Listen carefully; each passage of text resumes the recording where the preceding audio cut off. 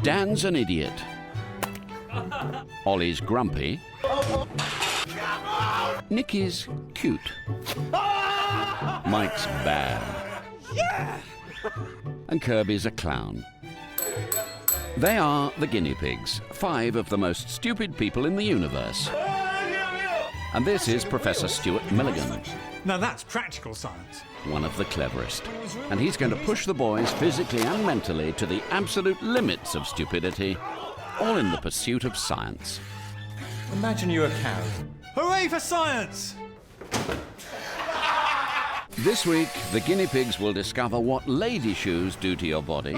They'll suffer bizarre cravings, sleep-deprived nights, and barbaric beauty regimes. Yes, the boys are going to discover just how hard it is to be a woman. More specifically, a pregnant one. Everyone, even our guinea pigs, know men can't get pregnant. So we've arranged for the next best thing, pregnancy suits. We're in that now for 2 days. This is now coming off. No. You look no different. Well, I think you all look very sweet. Thank you. And there you have it. 5 pregnant men. Easy, but don't be fooled. Getting pregnant isn't as simple as you may think. Prepare yourself for one of the strangest sights you'll ever see. A dog track in Essex and 5 guinea pigs bound in bubble wrap. But how is this meant to illustrate just how difficult it is to get pregnant? I like being a sperm.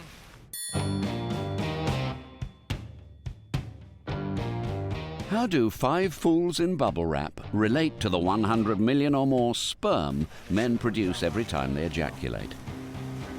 Actually, what you're seeing is not so far from the truth. Very few sperm ever make it to the prize, fertilising the 1 egg that a woman produces every month. Firstly, of the 100 million sperm ejaculated, half, a full 50 million, are simply useless. Another 49 million won't even make it past the cervix. The 1 million that are left then need to work out which fallopian tube to go up. Right? Left? Anyone got a sat-nav?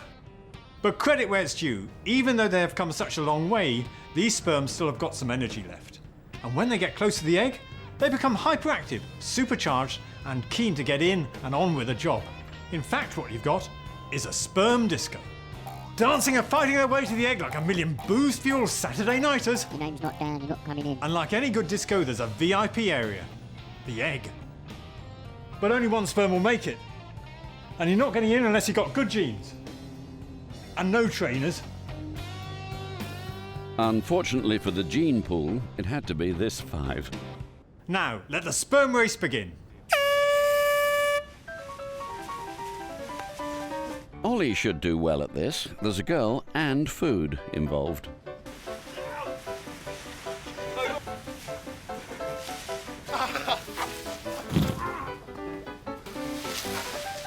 We have a winner, and while the race was merely an illustration of how hard it is to get pregnant, this particular result is an even better reminder of the benefits of good contraception.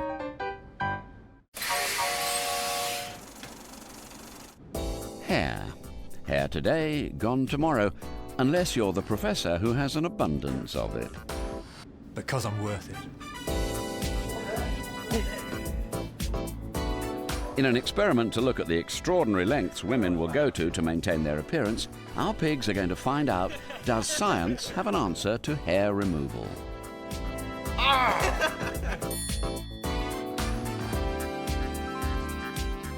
All mammals have hair, but what's its purpose? Actually loads. It's an insulator, a sunscreen, camouflage, sensory organ, and its scent acts as a sexual signal. This is Doreen, a professional beauty therapist.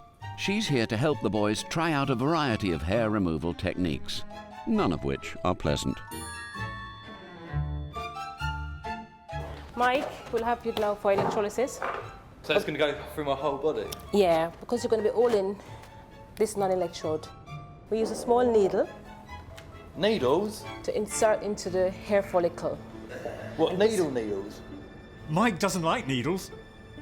No one mentioned needles.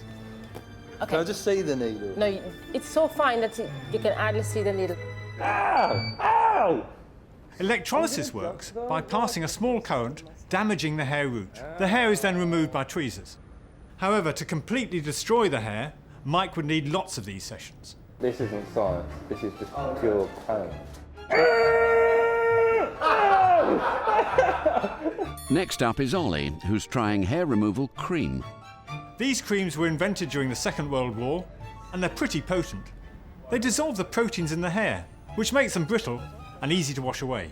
Okay.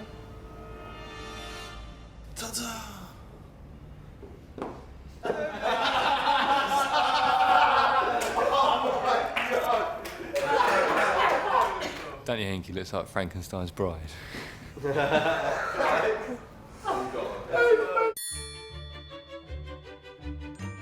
I'm not happy about the brow losing. It's, Ain't that bad losing your eyebrow, is it, Nicky? no, looks are like based on symmetry. Looks are based on the amount of beers you've had. When it comes to waxing, there's very little science to talk of. It's so simple. The molten wax cools and solidifies around the hairs, allowing the hair and dead skin to be ripped off all in one go. Utterly barbaric.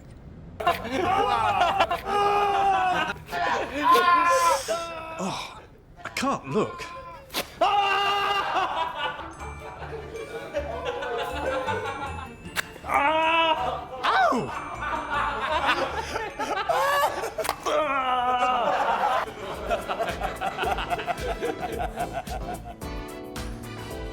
So, what are your conclusions, Professor? If you want a painful but quick method of hair removal, wax every time. However, if you have the patience and the money, the slow and painful electrolysis wins out. Either way, it's still painful. I'm not happy about this.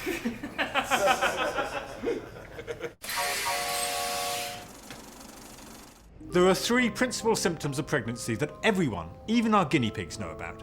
Number one, the bump. 2, morning sickness. And 3, bizarre cravings.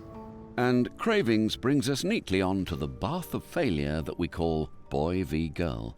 This week, it's a chili drinking competition.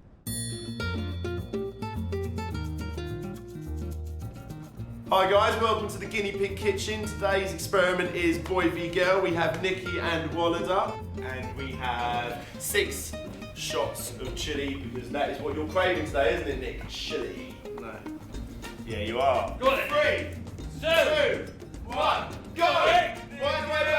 Back. Come on, back, knock it down. Fancy some water, mate? Do you want that shot taken away? Oh, that's so hot. Chilies come in hundreds of varieties, but the essential chilliness, that's heat, that we all know comes from capsaicin, the ingredient that gives it that kick. And it's so potent it can be rated on a scale of strength, meaning how much will it hurt you? This is the Scoville scale. At the bottom, we have the humble bell pepper. Oh, bless its little 0 rating. In the middle, we have sauces like Tabasco, which come in between 3,000 and 5,000 Scovilles, depending on the sense of humour of the manufacturers. At the hottest end, with 900,000 Scoville units, we have the Dorset Nagger from the south of England. The hottest chili ever grown. Almost makes you proud to be English. Oh yeah. 3, 2, 1, neck it. Come on, all the way back. Neck it, come on. All the way, hold it there. Knock it, hold it, good man.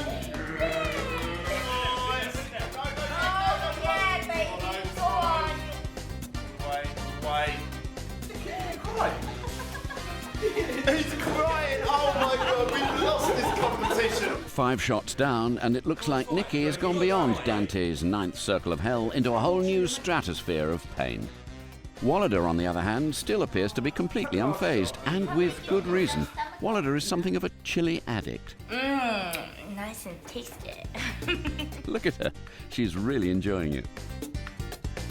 And even with 3 enormous pregnant pigs to cheer him on, Nicky simply can't compete against Wallader's chili-hungry, junky tongue. Oh. No! What have you done? Let us down. Girlies win this one. But the boys aren't done. And whatever you do not attempt to copy what you're about to see. In a futile gesture of retrieving some guinea pig pride, Dan is about to drink a half-pint cocktail of hot sauce in one go.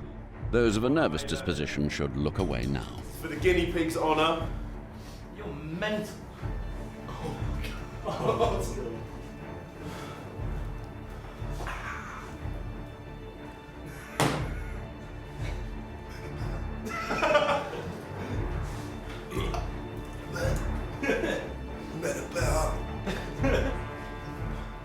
Despite his stupid display of machismo while in a dress, Dan's yogurt eating is the best thing he can do.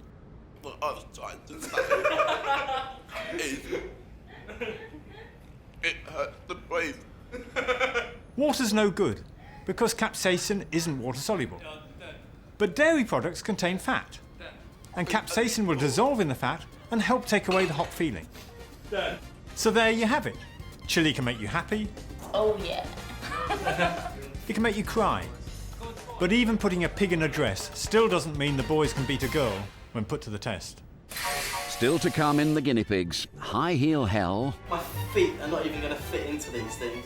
and these little piggies need to go to bed. In this experiment, we're going to find out what kind of damage these ladies' shoes do to these manly feet. I need to come out the closet about something. Don't know if you can guess. Many women love wearing high heels, as indeed do some men. The good news is that they look great. The bad news is, and the female audience won't need any telling this, they're not particularly good for you. But just how bad are they? To help illustrate the professor's point, we made the pigs wear a variety of heels for 3 days.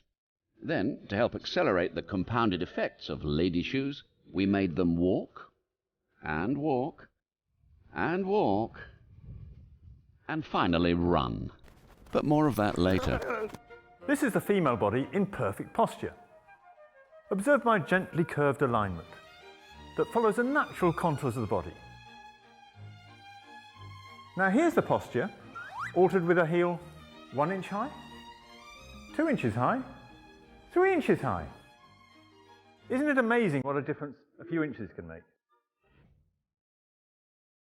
So is it all worth it?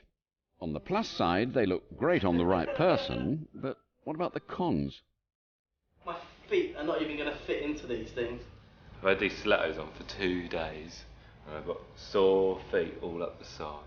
And this partly explains why conservative estimates put the cost of corrective procedures from wearing heels to over £3 billion a year.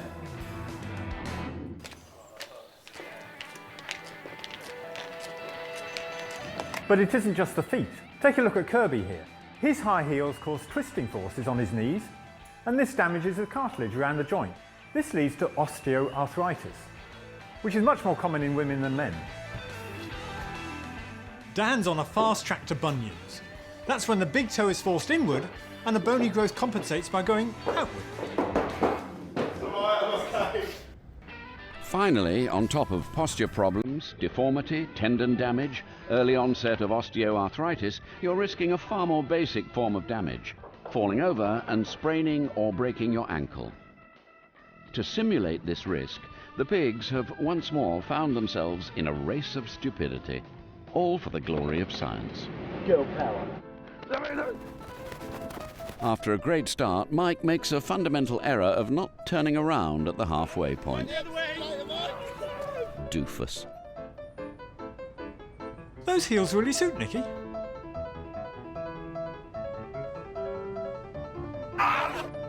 As predicted, one of the guinea pigs injured themselves. In fact,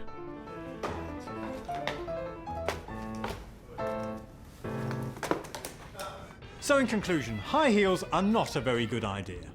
Indeed, the American Orthopedic Foot and Ankle Society have even gone as far as to call them cruel. Still, Nicky does look rather good in his.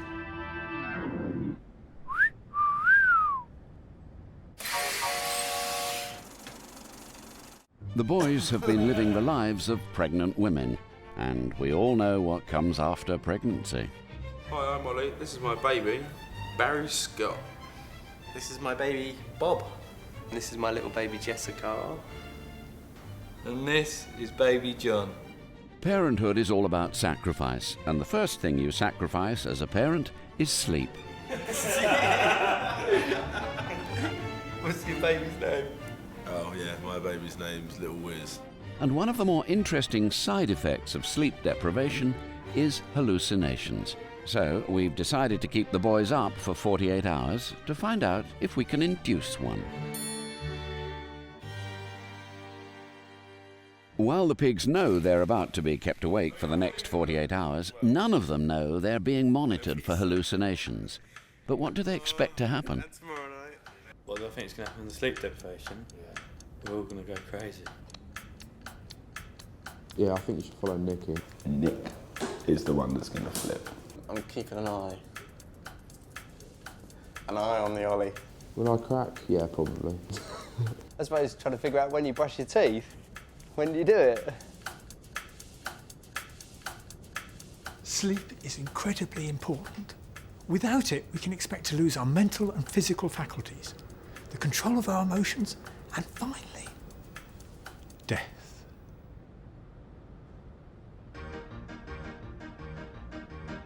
Don't be giving me the brow, Ollie. Don't be giving me the brow. The boys have been awake for 20 hours, and some pigs are coping with it better than others.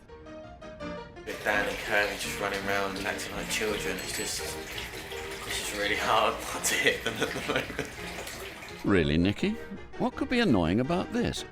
For the guinea pig! Grumpy pig! Nicky's got the royal... I think your t-shirt tells a different story. Still awake. No one's up. At the 24-hour point, the pigs' reaction times are the equivalent of having drunk 3 pints of lager. That may not sound so bad, but decision-making is affected. 1 in 5 car accidents are attributed to lack of sleep. The boys are entering lockdown. For the next 24 hours, no one can leave this room. And to help them stay awake, they're about to discover the joys of parenthood. Oh, Little Wiz. These are incredibly high-tech dolls that simulate baby feeding times, bowel movements, and moods. Poor little thing. To keep the babies quiet, all the pigs have to do is to change the nappies and rock and feed them. Remind me never to use Mike as a babysitter. Really started to feel like a caged guinea pig now. 31 hours into the experiment, and there's still no sign of any hallucinations. But this little piggy is getting tetchy. Come in. We always knew the pigs' mental faculties were impaired, but now their judgment has abandoned them as well. Seriously, Kirby.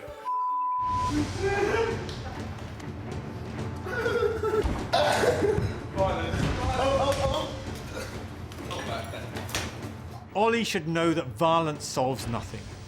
He would usually be quite docile in the presence of a sofa, but is now easily irritated. Some studies now suggest that tiredness is a significant factor in road rage. Deliberately picking holes. Okay, alright, we're deliberately picking holes. Okay. Nothing else to do apart from bitch about me.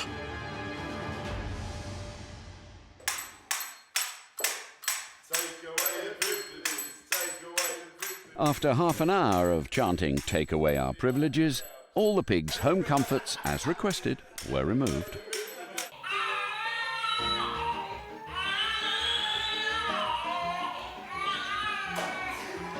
After spending all day saying I want all my privileges taken away from me. Look where I am. I'm in the corner! Kirby's got diarrhea. I ain't got the jappy crappies. What are you talking about?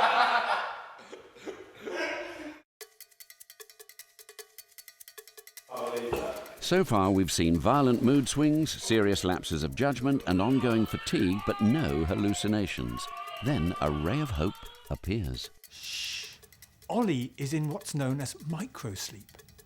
Although he may appear awake, his brain is actually sleeping for short bursts for anything up to 10 seconds. Not long now. Keep hallucinating. It's really getting to me now.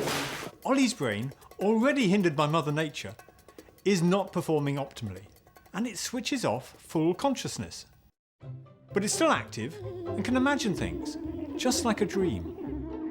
But because Ollie doesn't know he's asleep, whatever he imagines seems absolutely real. It's a hallucination. Pink squirrels, like normal squirrels, but they've got a Mohican, which was dyed pink. It's quite cool. Remember, none of the boys had any idea what we were monitoring them for.